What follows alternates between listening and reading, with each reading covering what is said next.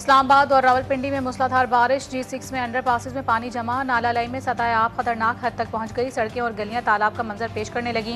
महकमे मौसमियात की आज भी वक्फे से बारिश जारी रहने की पेशगोई, नशीबी इलाकों से शहरियों का इनखला, शहरियों से घर पर रहने की अपील। मानसून के स्पेल से मजीद बारिशों और सैलाबी सूरत हाल पर NDMA ने अलर्ट जारी कर दिया।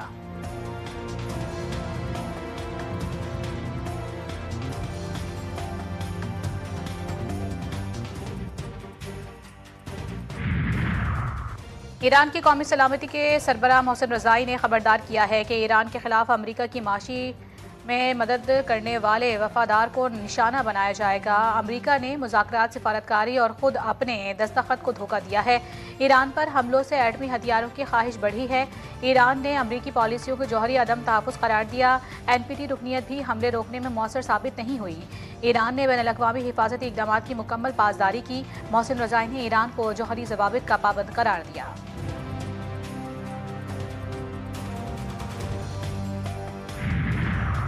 तिजारत के मामले पर अमरीका से हालत जंग में है। कैनेडियन वज़ीर आज़म का अमरीका पर जवाबी तिजारती टैरिफ का ऐलान। अमरीका के कैनेडियन मसनूआत पर 50% टैरिफ के फैसले पर कनाडा ने तिजारती मुज़ाकरात मुअत्तल कर दिए। कैनेडियन वज़ीर आज़म मार्क कार्नी ने कहा है कि अमरीका की जानिब से आखिरी वक्त में शराइत में तब्दीलियाँ गैर मुनसिफाना और माशी तौर पर नाकाबिल कबूल थीं। ऐलान किया कि कनाडा अमरीकी टैरिफ के जवाब में डॉलर के बदले डॉलर की बुनियाद पर जवाबी टैरिफ आयद करेगा। चीनी रोबोट ने दुनिया के तेज तरीन इंसान यूसेन बोल्ट की तेज रफ्तारी का रिकॉर्ड तोड़ दिया। ह्यूमनॉइड रोबोट लाइटनिंग ने 100 मीटर का फासला 9.32 सेकंड में तय किया। रोबोट ने दुनिया के तेज तरीन इंसान का खिताब हासिल करने वाले जैमिकन एथलीट को पीछे छोड़ दिया। बानी PTI के अस्पताल मुंतकली के हुक्म की खिलाफ वर्जी, सुप्रीम कोर्ट में तौहीन अदालत की दरख्वास्त दायर। सुप्रीम कोर्ट के 18 अगस्त के हुक्म के खिलाफ वर्जी पर तौहीन अदालत की कार्रवाई शुरू करने की इस्तदा। जवाब दहंदगान को तौहीन अदालत का मुर्तकिब करार देकर कानून के मुताबिक सजा दी जाए। दरख्वास्त का मतन अदालत से बानी PTI को फौरी तौर पर शिफा इंटरनेशनल अस्पताल इस्लामाबाद मुंतकिल करने की दरख्वास्त।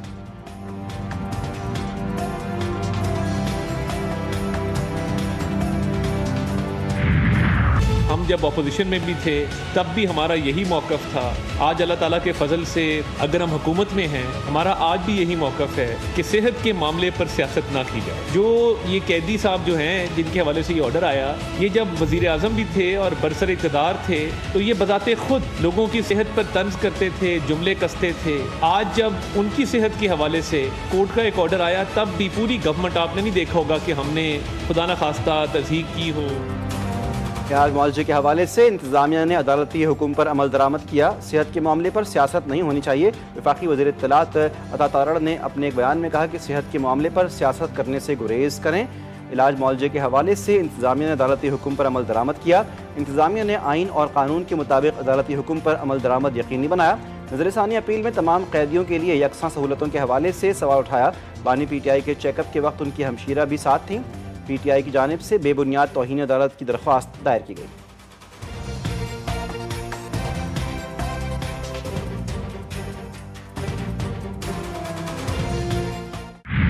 मौक़िफ़ हमारा ये है कि सुप्रीम कोर्ट का ऑर्डर क्लियर था, उसका राइट है का इलाज, इसलिए उसको इम्प्लीमेंट होना चाहिए था।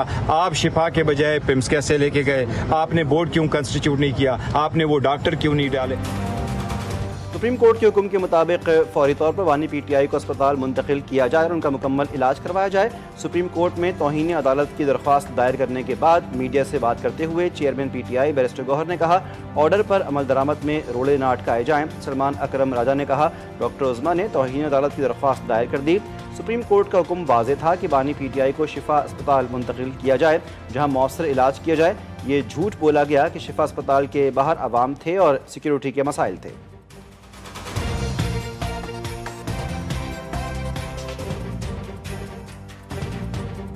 कोर्ट ऑफ पाकिस्तान में तौहीन अदालत की दरख्वास्त दायर कर दी गई है डॉक्टर उज़्मा साहिबा की जानिब से। जो तौहीन अदालत हुई है वो बिल्कुल वाज़ेह है। अदालत का हुक्म बड़ा क्लियर था कि खान साहब को शिफा इंटरनेशनल अस्पताल मुंतकिल करना है।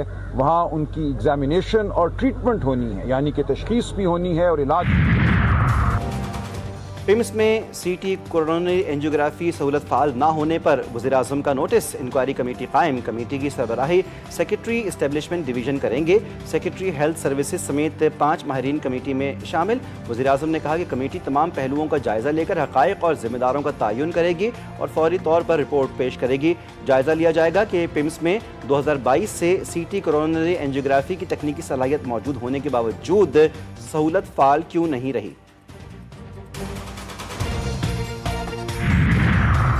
शहबाज सरकार की अनोखी मंतक, दरामद शुदा चीनी को ही बरामद करने का फैसला। हुकूमत ने दरामद की गई चीनी में से 1,08,000 मैट्रिक टन चीनी बरामद करने की ठान ली। पहले 7 लाख टन चीनी बरामद करके मुकामी सतह पर मसनूई किल्लत पैदा की गई। किल्लत दूर करने के लिए TCP के जरिए 3 लाख टन चीनी दरामद की गई। TCP ने दरामदी चीनी मार्केट कीमत से $40 फी टन महंगी खरीदी। अब इसी दरामदी चीनी को बरामद किया जा रहा है। रावलपिंडी में खातून के कत्ल का मुकदमा दर्ज। शौहर और घरेलू मुलाजिम गिरफ्तार। लाल कुर्ती में 45 बरस की हिना जावेद के कत्ल का मुकदमा उनके भाई की मदय्यत में थाना सिविल लाइंस में दर्ज किया गया। पुलिस ने मुकदमे में नामजद हिना के शौहर फैसल असगर और घरेलू मुलाजिम ज़ीशान को गिरफ्तार कर लिया। अहले खाना ने हिना के ससुर असगर अली फयाज को भी फौरी गिरफ्तार करने का मुतालबा किया है। FIR के मुताबिक उनकी बहन की लाश घर के बाथरूम से मिली थी। हिना के हाथ पीछे की जानिब बंधे हुए थे, मुंह में कपड़ा ठूंसा गया था, गले में तार बंधा हुआ था। बहन के ससुर का फ़ोन मौसूल हुआ। घर में इमरजेंसी का बताते हुए फौरी तौर पर वहां पहुंचने को कहा। बहन के घर पहुंचे तो हिना को बाथरूम में मुर्दा हालत में पाया।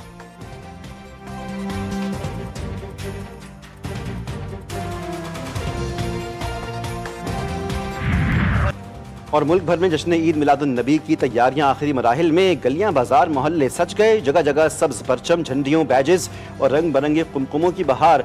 मसाजिद और इमारतें भी सजा दी गईं। हर सू दुरूद सलाम की सदाएं। घर घर हुजूर नबी करीम सल्लल्लाहु अलैहि वसल्लम पर दुरूद सलाम की महफिलों का एहतमाम।